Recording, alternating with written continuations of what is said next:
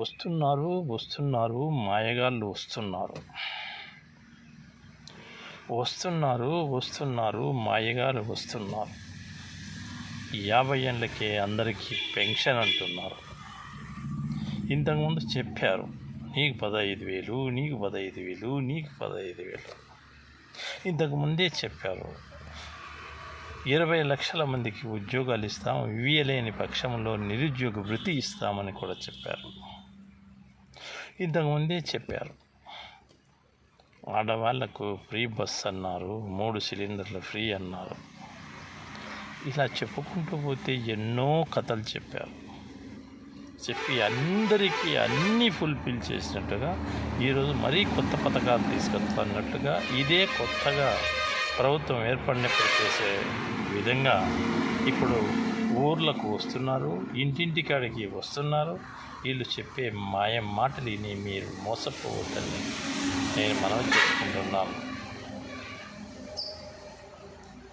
మాయగాళ్ళు పక్కిరోళ్ళు మాయ చేయడానికి దండయాత్రకు ప్రజల దగ్గరికి వస్తున్నారు. వీళ్ళు ఏమైనా చెప్తారు. రేపు మీకు రాజ బంగ్లా కట్టిస్తా అంటారు, మిమ్మల్ని ఆ బంగ్లాలో రాణి చేస్తానంటారు, మీ భర్తను రాజు చేస్తానంటారు, ఆంధ్రప్రదేశ్కి ముఖ్యమంత్రిని చేస్తానంటారు, ఆంధ్రప్రదేశ్లో సీఎంలు చేస్తామంటారు, ఆంధ్రప్రదేశ్లోనే సముద్రం లేని ఏరియాలో కూడా నేను సముద్రం తీసుకొస్తా అని చెప్తాడు. ఈ మాయగాళ్ళ మాటలు విని మీరు మోసపోవద్దు సుమా.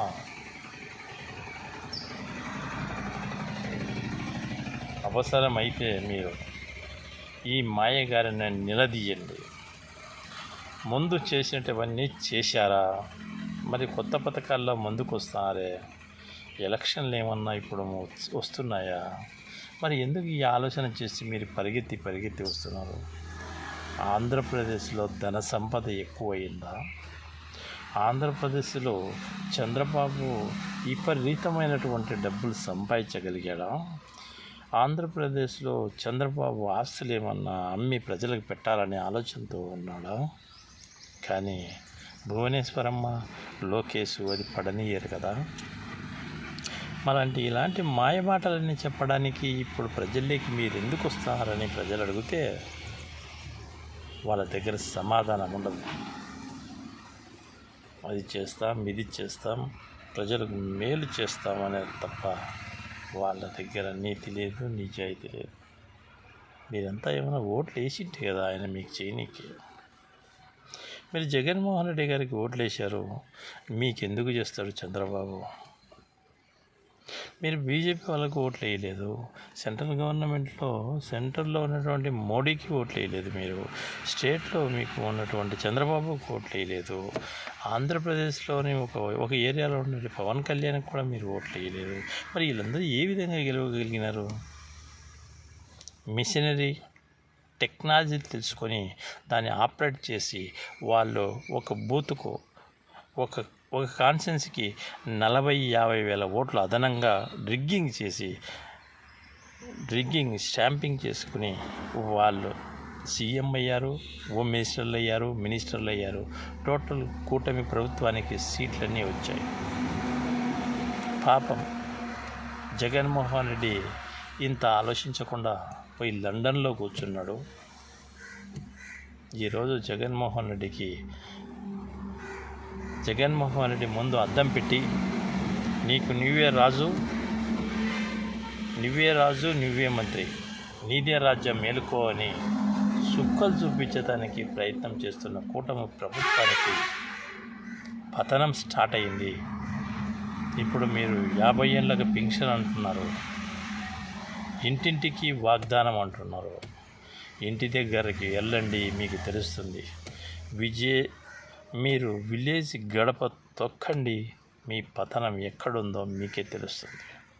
మాటలకి పరిమితం కూటమి. ప్రజాపాలనకు అంకితం జగన్మోహన్ రెడ్డి లైఫ్.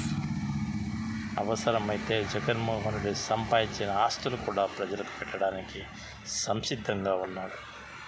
మీలాగా ప్రజలకు మోసం చేసి రోడ్లలో పర్సెంటేజీలు, బిల్డింగుల్లో పర్సెంటేజీలు, ఆనకట్టలలో పర్సెంటేజీలు, రాజధానిలో పర్సెంటేజీలు, ఎక్కడ చూసినా ఎక్కడ డబ్బులు మీకు వస్తాయి అంటే అక్కడ మీరు సపోర్ట్ చేస్తారు, ఆ పని చేపిస్తారు. మొబిలైజ్ అడ్వాన్స్ ఇప్పిస్తారు, దాంట్లో 10% మీరే లాగేసుకుంటారు. కాంట్రాక్టర్ పైన మళ్ళీ ఫైర్ అవుతారు. కాంట్రాక్టర్ ఏ విధంగా చేయగలడు పని?